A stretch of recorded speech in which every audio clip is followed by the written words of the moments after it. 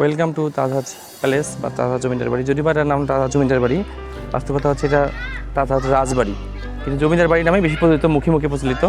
That's why আজকে বিস্তারিত কথা বলবো তাজহাজ রাজবাড়ি বা তাজহাজ জমিদার বাড়ি।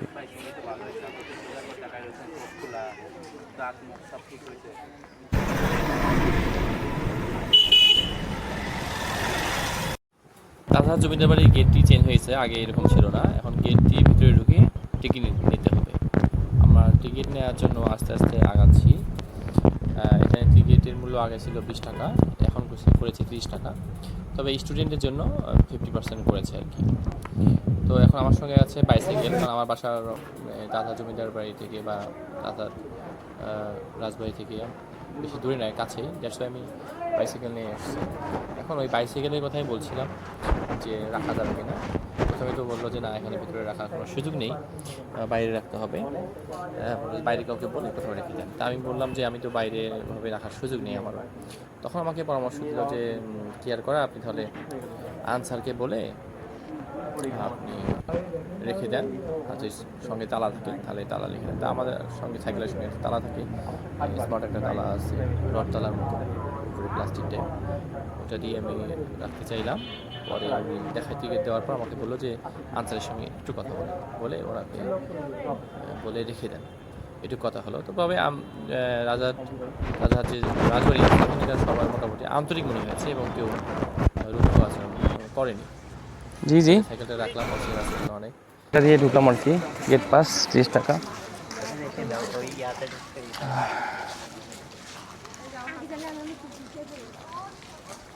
যারা রংপুর আসবেন দূর থেকে অর্থাৎ অন্য জেলা থেকে, তাদের যদি তাজহাট প্লেসে আসতে চান, সেক্ষেত্রে সবার আগে নামতে হবে এসে কামারপাড়া বাস স্ট্যান্ডে অথবা মডার্নে। সেখান থেকে স্থানকাল পাত্রভেদে 30 থেকে 40 টাকা সর্বোচ্চ লাগতে পারে। সেখানে তাজহাট জমিদার বাড়ি, যা পুরাতন রংপুর এরিয়াতে অবস্থিত, আসতে পারবে। আমরা এখন আস্তে আস্তে আগাচ্ছি জমিদার বাড়ির সম্মুখে। চলুন ওই দিকটা আবার আগে।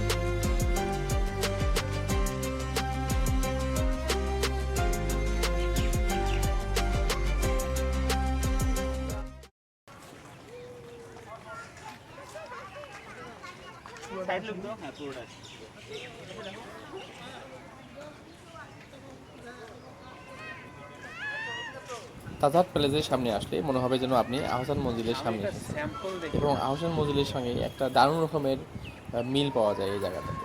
এখানে একটা ফোয়ারা আছে, যদি একটা অ্যাক্টিভ নয় ফোয়ারাটা, কিন্তু অনেক সুন্দর।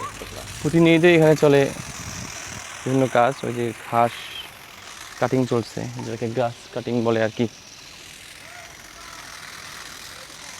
সৌন্দর্য বর্ধনের কাজ প্রতিনিয়ত চলে এখানে।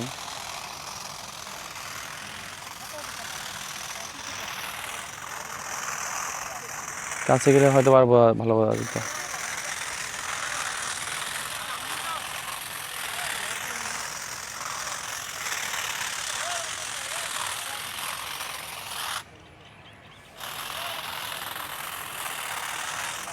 আর বন্ধ করে কখন? 6টায়। 6টা পর্যন্ত আমাদের থাকার সুযোগ আছে এখানে নাকি? তারপর থাকার সুযোগ নেই।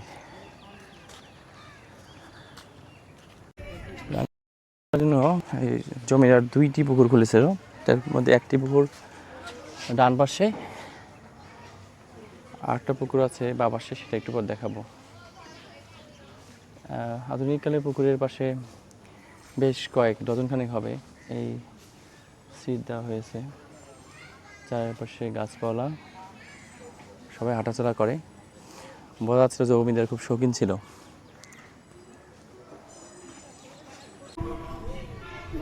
তাজহাট জমিদার বাড়ির একটা ইউনিক বৈশিষ্ট্য হচ্ছে এখানে জমিদার বাড়ির পাশেই মসজিদ রয়েছে, ফলে দর্শনার্থী যারা আসবে তারা নামাজ পড়তে পারবে। সম্ভবত ইসলামিক কান্ট্রিতে বা মুসলিম দেশে, প্রধান দেশে জন্মগ্রহণ করা এটাই সুবিধা যে আপনি আপনার ধর্ম এবং কর্ম খুব সুন্দরভাবে পালন করতে পারবেন।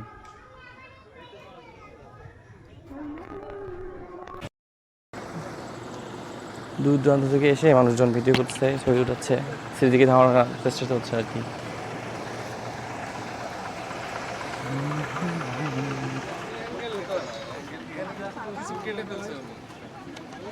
যেমন ফোয়ারা ছিল, ফোয়ারা এখন ঠিক নয় সম্ভবত।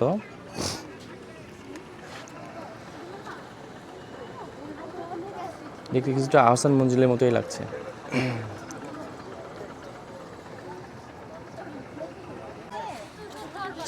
তাজহাট জমিদার বাড়িতে মোট 31টি সিঁড়ি রয়েছে আর কি।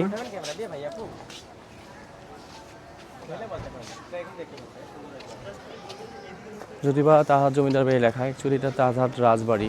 এটা একজন মহারাজার নির্মিত ছিল।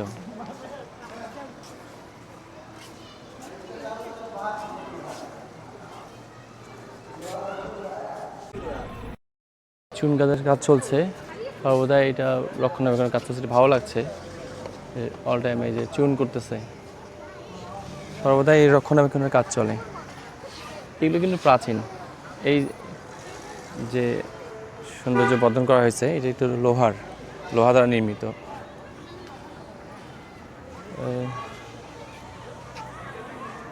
দোতলায় আছে এই মুহূর্তে। দোতলা থেকে যদি ভিডিওটা আপনাদেরকে দেখাই এমনটা লাগে। এখানে সকাল 10টায় পতাকা তোলানো হয় আর সন্ধ্যা 6টায় পতাকা নামানো হয় আর কি। সবাই ছবি উঠছে যে যার মতো ছবি উঠছে, ভিডিও করছে। পাশেই মসজিদ, আমরা একটু পর নামাজ পড়বো।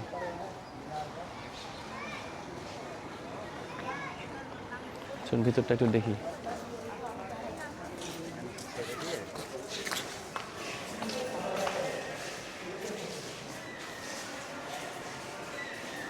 আসসালামু আলাইকুম।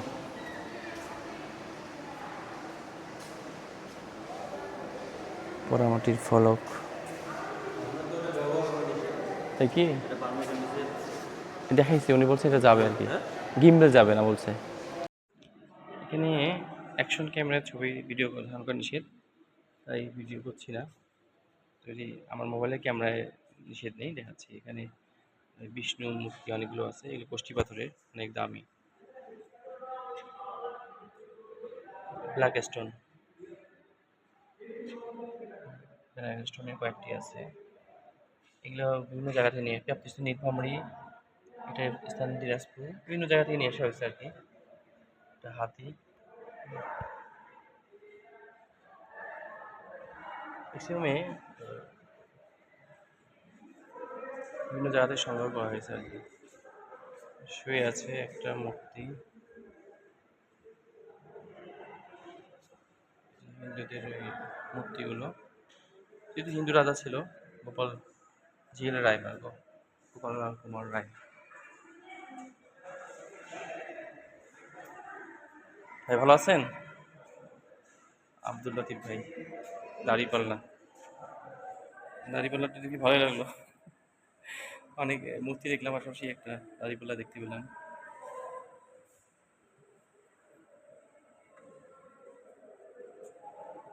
Collected from Rangpur, Kamrul Hossain Jewel, Sarkar jewellers. তাই ইসলামিক হিস্ট্রিক্যাল ব্যবসাগুলো এখানে আছে।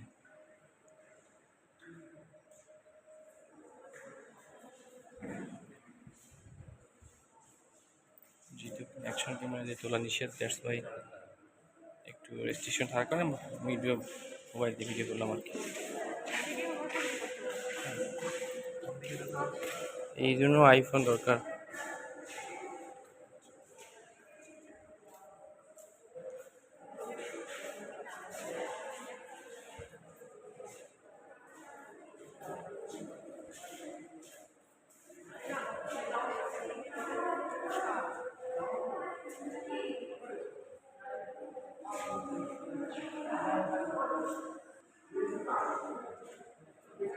এটা একটা রুম, বিভিন্ন মূর্তি, পোড়ামাটির মূর্তি, মস্তক রাখা হয়েছে এখানে।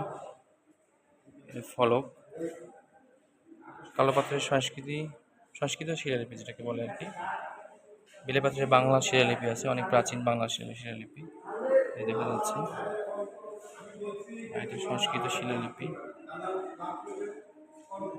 বলে ক্যামেরা দিয়ে যত দেখা যেমন যায় আর কি।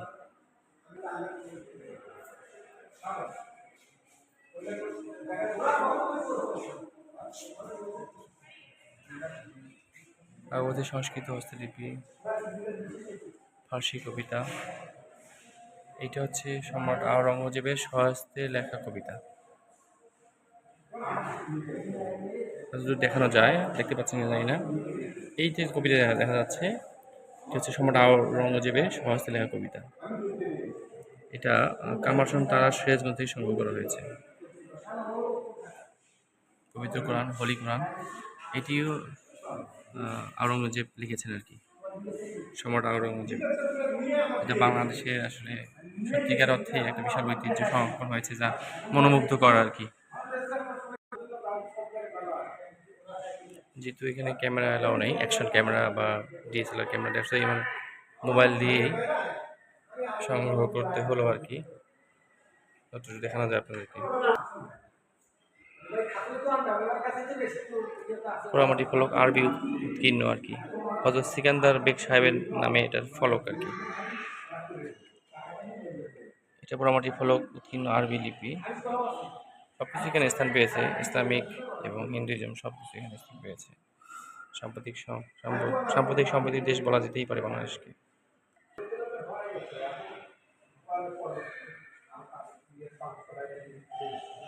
কতটুকু দেখানো গেল। ভিতরে যেহেতু ভিডিও করা নিষেধ ছিল, তাই বাইরে করার সুযোগ আছে, ভিতরে কোনোভাবেই অ্যালাউ ছিল না। লাইব্রেরি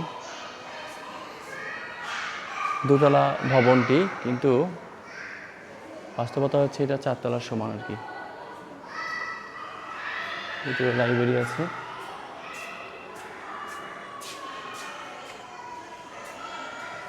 যত গরমে গরম লাগে না, এটা কত উঁচু।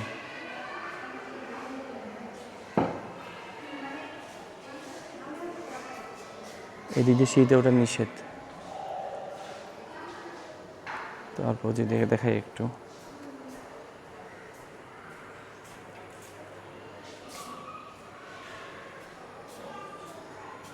সিঁড়ি ছিল। রাজা বাহাদুর জমিদাররা, রবীন্দ্রের স্ত্রী রানী আর কি, জমিদার বলে ভুল হবে, গোপাল কুমার রায় ছিল একদিন রাজা।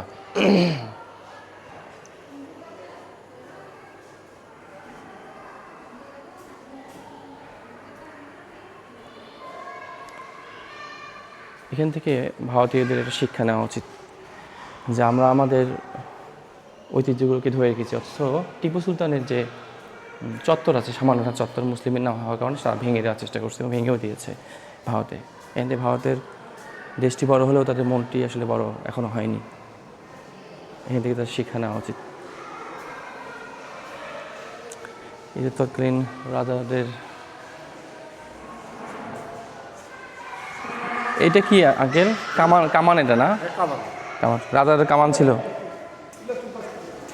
ও, রাজার কামান ছিল এগুলো।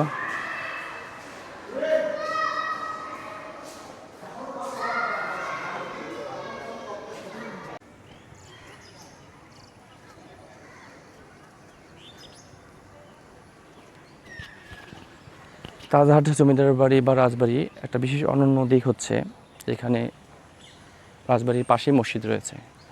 বাংলাদেশ যে সাম্প্রতিক সম্প্রীতির দেশ, এবং এখানে যে সামাজিক সম্প্রীতি বজায় থাকে তার প্রমাণ। এবং এখানকার সংখ্যালঘুরা জামায়াতে রয়েছে, যা নিজের চোখে না দেখলে বলা যায় না। আর যেটা মুখে মুখে প্রচলিত সেটা ভুল তথ্য, এক প্রকার বিদেশি ষড়যন্ত্র অংশ আর কি। তো পাশেই মসজিদ, আমরা এখন নামাজ পড়বো। রাজবাড়ির পাশেই মসজিদ, নামাজ পড়ে বের হচ্ছে, আমরা এখন নামাজ পড়বো ইনশাল্লাহ। দর্শনার্থীরা যারা এখানে আসবে তারা এই মসজিদে সুন্দরভাবে নামাজ পড়তে পারবে। নিজ দায়িত্বে নামাজ পড়া শেষে ফ্যান আপ করে যেতে হয়। এই যে মসজিদটা, ছোটো মসজিদ, পরিচালিত এবং সুন্দর।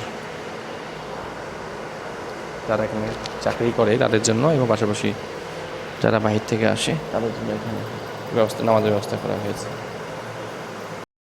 পাশে মানে প্রাসাদের ডান পাশে একটা পুকুর দেখিয়েছি শুরুতেই, আর প্রাসাদের বাঁ পাশে আরেকটি প্রাসাদ, মানে পুকুর আর কি প্রাসাদের বাঁ পাশে।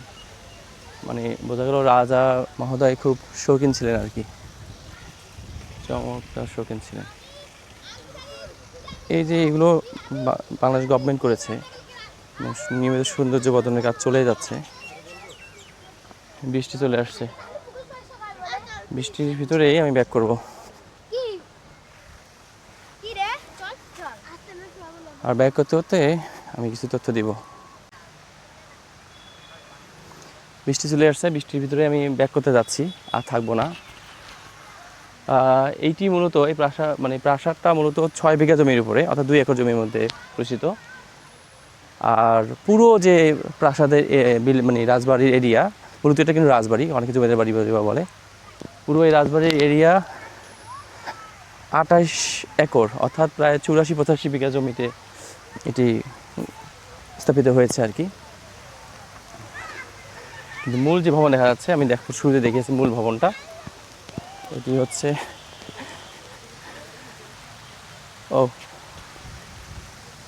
এটি হচ্ছে 6 বিঘা। বৃষ্টিতে কি আটকা পড়বেন নাকি? সবাই ভিডিও করছে, যে যার মতো ছবি তুলছে। আমি আর থাকছি না, চলে যাব। মূল ভবনটি হচ্ছে 6 বিঘা জমিতে, অর্থাৎ 2 একর জমিতে। আর পুরো রাজবাড়ি হচ্ছে 28 একর জমিতে, দ্যাট মিনস 2800%। যদি 33 বিঘা আমাদের গাইবান্ধাতে বলে, এদিকে 24 শতকে একজন বলে, টোটাল এরিয়া হবে তাহলে প্রায় 84 বা 85 বিঘার সমতুল্য পুরো রাজবাড়ি। এবং পরবর্তীতে যে এই সৌন্দর্য বর্ধনের ব্যাপারটা রয়েছে, এটি বর্তমান গভর্নমেন্ট করেছে আর কি। বর্তমান গভর্নমেন্ট মানে যে গভর্নমেন্ট বাংলাদেশে রয়েছে, সেই গভর্নমেন্ট। আমিও ভিজছি। আর শুরুতেই বলছি যে রাজবাড়ির 2 পাশে 2টা পুকুর রয়েছে, চমৎকার। আর ফুলের বাগানগুলো যদি দেখাই, না দেখালে কমতি থেকে যায়। আমি তো দেখতে পাচ্ছি না। আমি কিন্তু বৃষ্টিতে ভিজছি, এই অবস্থায় যাচ্ছি। রৌদ্র উজ্জ্বলতে আর বেশি ভালো লাগে, আর বৃষ্টির মধ্যে বা ভিজতেছি, এটা আর দৃশ্যটা আর একটা আলাদা একটু।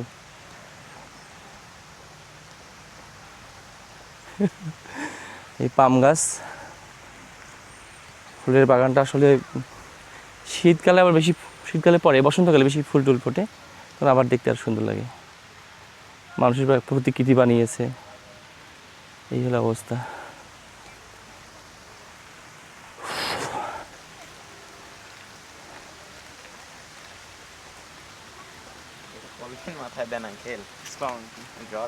জ্বর জি, আমার পেজ ইউটিউব দুটোই আছে আর কি। চয়ন কবির বিডি। হ্যাঁ, রংপুরে। শখের বসে করি আর কি। এটা ওয়াটার গ্রুপ না, এটা হচ্ছে ডিজে অসমো 6। এটা 66 ফুট পর্যন্ত নিচে যেতে পারে পানির। বৃষ্টিতেই ভিজবো এবং ব্যাক করবো, উপায় নেই।